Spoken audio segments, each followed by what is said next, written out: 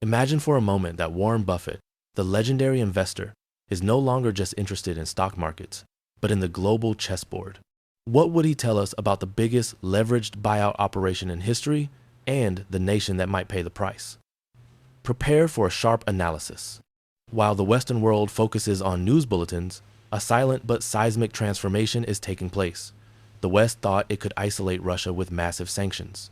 But instead, we have, unintentionally, pushed Russia into China's economic embrace. Putin is no longer Xi Jinping's adversary.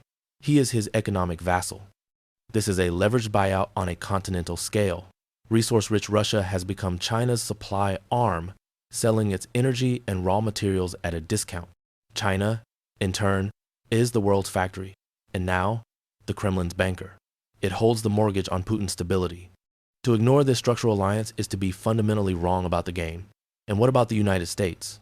America, according to our analysts, is making fundamental strategic mistakes. First, by underestimating the depth of this alliance. Second, by eroding its own diplomatic credibility. To think that a simple deal could separate Moscow from Beijing is to misunderstand the underlying economic stakes. The US dollar, once backed by gold, is now based on faith. Faith in the stability, leadership, and reliability of the United States.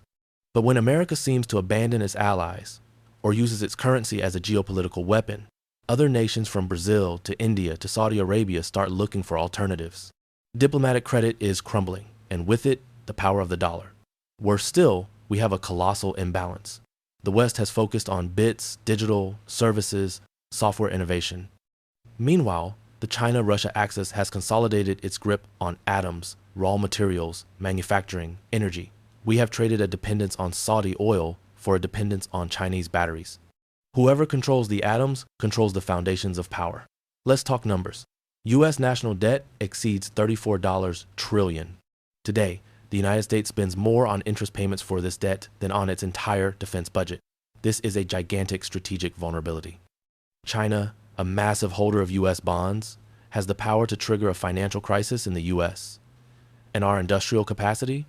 The defense industry has been managed like a hedge fund, prioritizing dividends and stock buybacks. The result? A just-in-time production capacity that cannot ramp up for a major conflict. While China builds ships at a breakneck pace, America struggles to keep up due to a lack of long-term investment. Finally, our adversaries don't even need to attack us directly. They are betting on our failure. They are shorting America. How? By fueling our internal divisions, our political wars, our 24-hour news cycle that prevents us from thinking 50 years ahead. They exploit our social fractures to paralyze us from within. So, what is to be done? If we want to rebuild the moat that protects America, we need an immediate action plan, fiscal cleanup, manage the national debt seriously, real reindustrialization, build factories, open minds, shift from bits to atoms, restore cohesion, end the infighting and focus on external competition, invest in defense, prioritize surge capacity over short-term profits, reestablish credibility, honor our commitments, and restore the trust of our allies. America is at a crossroads. This is not a matter of politics, but of geopolitical and economic survival. The question is not whether a Warren Buffett said it, but whether we are ready to listen. What do you think? Leave your comments below and don't forget to subscribe for more analyses. Do you need any specific parts of this script highlighted or formatted differently?